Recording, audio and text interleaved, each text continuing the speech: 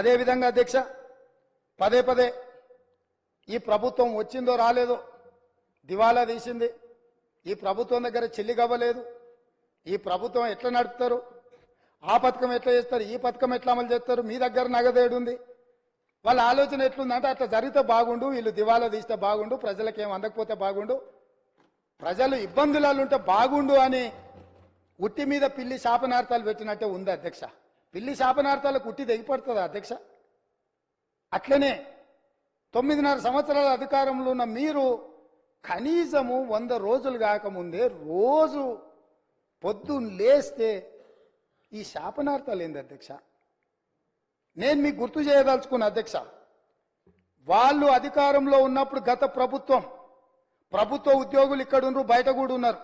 ఈ ప్రభుత్వ ఉద్యోగులకు గత ప్రభుత్వాలు ఎన్ని ఉన్నా 1 తారీఖు నాడు జీతాలు రిటైర్ అయిన ఉద్యోగులకు పెన్షన్లు ఇచ్చేది అధ్యక్ష.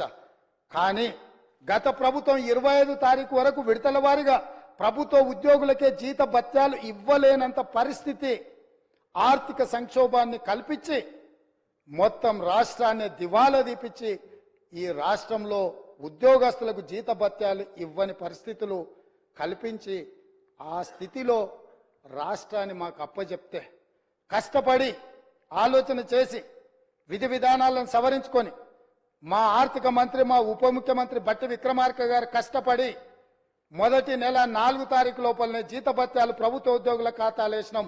ఈసారి మొదటి తారీఖు నాడు ఈ రాష్ట్ర అభివృద్ధి కోసం, అభ్యున్నతి కోసం నిరంతరం పనిచేస్తున్న ఉద్యోగస్తులకు మొదటి తారీఖు నాడు జీత భత్యాలు వాళ్ళ ఖాతాలో వేసినాం. మీరు వారి క్లారిఫికేషన్లో మాట్లాడొచ్చు అధ్యక్ష, వారు ఏదైనా ఉంటే సో మేము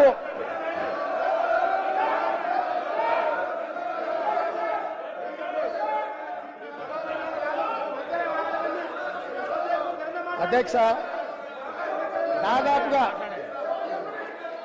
దాదాపుగా మొదటి తారీఖు నాడు 4,800 కోట్ల రూపాయలు ప్రభుత్వ ఉద్యోగులకు, పెన్షన్దారులకు. Speaker sir, I'm not yielding. శాసనసభ వ్యవహారాల మంత్రిగా వారు పనిచేసిన అనుభవం ఉంది హరీష్ రావు గారికి. శాసనసభ వ్యవహారాల మంత్రిగా సభానాయకుడు నిలబడి మాట్లాడుతున్నప్పుడు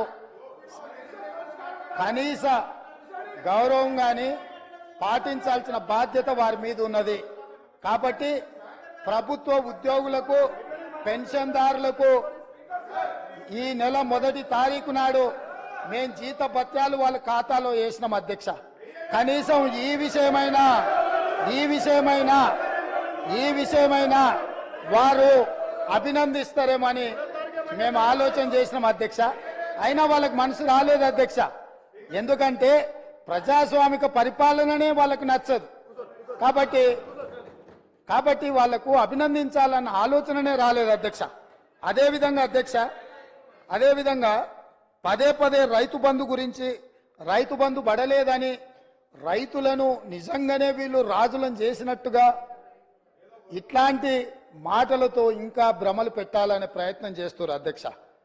ఈరోజు నేను మీకు గుర్తు చేయదలుచుకున్నా అధ్యక్ష, మీ ద్వారా వాళ్ళకు కూడా గుర్తు చేయదలుచుకున్నా. ఆర్థిక మంత్రి అక్కడనే ఉన్నాడు, లెక్కలు ఇక్కడనే ఉన్నాయి. ఈ లెక్కలన్నీ నేను చెప్తాను, కాదంటే వారి అవకాశం వచ్చినప్పుడు మీ అనుమతితో వారు మాట్లాడమన్నారు అధ్యక్ష. రైతు బంధు ఇంకా వేయలేదు, ఎక్కడ పోయింది ప్రభుత్వం అని చెప్పిండ్రు కదా, పదే పదే మాట్లాడుతున్నారు అధ్యక్ష. 2018-19 యాసంగి రైతు బంధు 20-10-2018 నాడు మొదలుపెట్టి 30-3-2019 5 నెలలు పట్టింది అధ్యక్ష. 2018-19లో యాసంగి పంట రైతు బంధు డిసెంబర్ 10వ నెలలో మొదలు పెడితే 19లో మార్చి 30 తారీఖు వరకు వేసింది అధ్యక్ష. 5 నెలలు పట్టింది వాళ్ళకు 2018-19లో రైతు బంధు వేయడానికి. వస్తున్న ఎలక్షన్ ఇయర్ కాదు, ఆ తర్వాత సంవత్సరాలు కూడా ఉన్నాయి, తొందర ఎందుకు.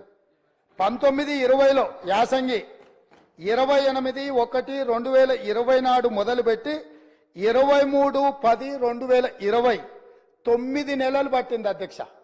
ఒక్క యాసంగి పంటకు రైతు బంద్ వేయడానికి 9 నెలలు ఆనాటి ప్రభుత్వం తీసుకున్నది అధ్యక్ష. వీళ్ళ చరిత్ర ఇక మీ కరోనా వచ్చిందో ఇంకా మీ కర్మ కాలిందో నేనేం చెప్తా కానీ 2020-21 అధ్యక్ష 25/12/2020 నాడు మొదలుపెట్టి 22/4/2021 4 నెలలు పట్టింది అధ్యక్ష. 2020-21 సంవత్సరంలో యాసంగి పంట 2022-23 అధ్యక్ష 21/12/2022 నాడు మొదలుపెట్టి 10/4/2023 4 నెలలు పట్టింది అధ్యక్ష.